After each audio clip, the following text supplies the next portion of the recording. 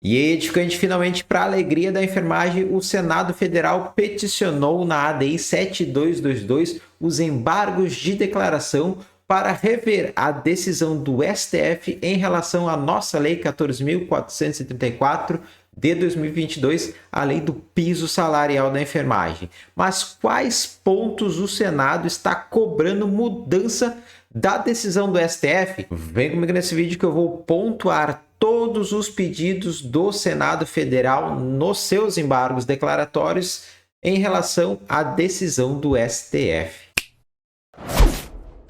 Bem-vindo, edificantes, é sempre um prazer, uma honra contar com vossa audiência. Eu sou o Johnny, esse canal é o Enfermagem Edificante. Edificantes, e antes que eu me esqueça, deixa teu like aqui e também, se tu não for inscrito, te inscreve no canal, me dá essa moral aí, porque tem vídeo do piso salarial todo santo dia aqui no canal, tá bom, edificantes? Agora, bora para o assunto do vídeo.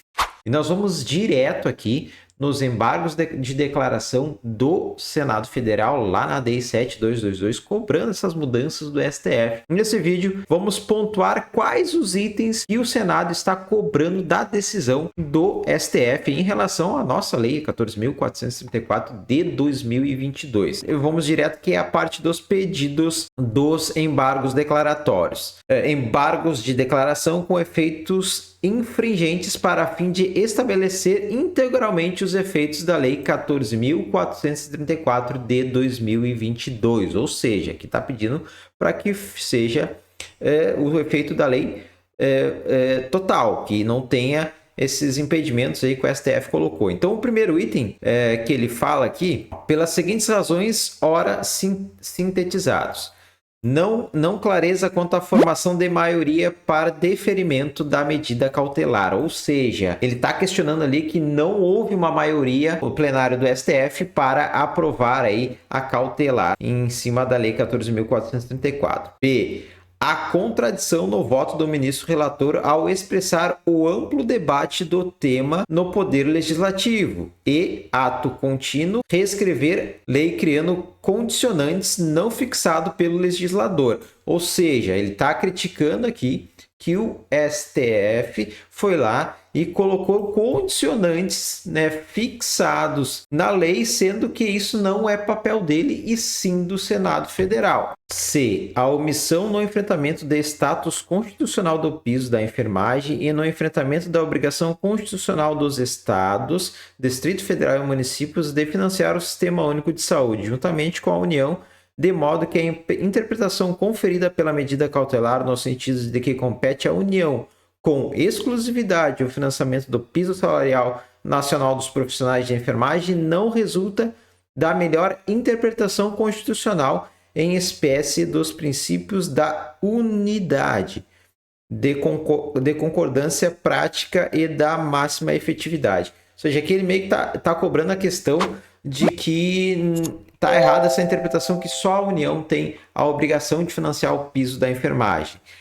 D. A contradição e ou obscuridade quanto à natureza jurídica do piso nacional fixado para as categorias profissionais de enfermagem e o piso salarial nacional de outras categorias, considerando decisões do Supremo Tribunal Federal na ADI 4167 e na ADPF 2325, por exemplo, a qual deve ser sanada para que o piso nacional da enfermagem seja implantado respeitando-se as conquistas decorrentes dos acordos e convenções coletivas de trabalhos, realidades regionais, e sem que sejam considerados na composição do piso no mínimo as vantagens de natureza pessoal decorrente do histórico funcional e do tempo de serviço, incorporação de quintos, décimos, anuênios, triênios e adicionais por tempo de serviço, ainda que fixas permanentes, bem como as parcelas variáveis, como as decorrentes do serviço extraordinário, de adicional de insalubridade e de adicional noturno. Ou seja, aqui ele está falando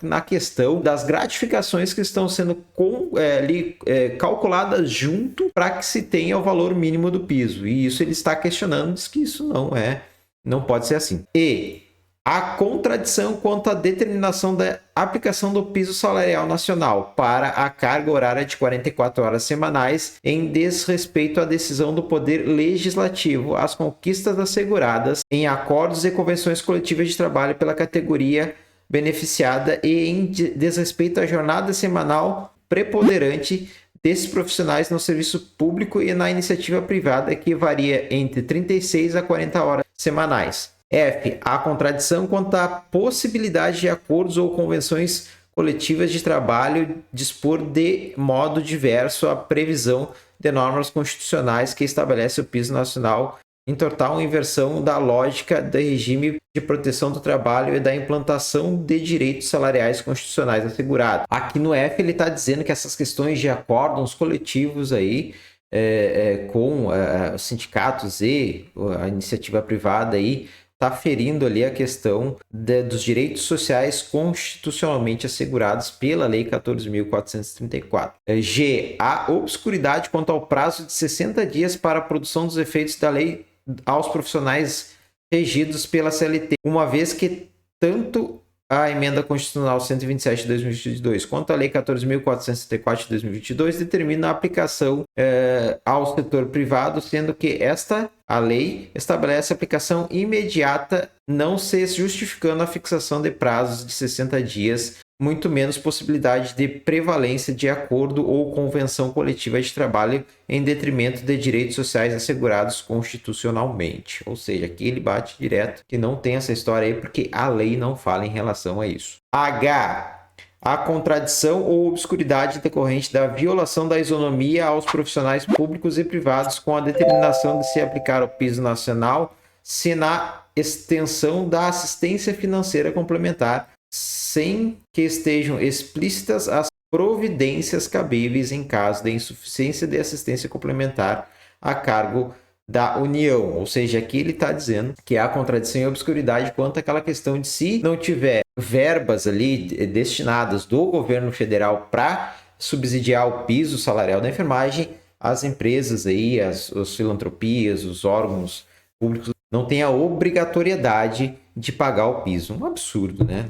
Esse ponto é um absurdo mesmo. E a obscuridade quanto à formação da tese da inconstitucionalização progressiva dos pisos salariais nacionais em face do disposto no artigo 7º, inciso 5 da Constituição Federal. Ou seja, edificantes, deixa eu voltar para cá. Ou seja, esses foram os itens que o Senado Federal está cobrando aí mudanças na decisão do STF em relação a cautelar.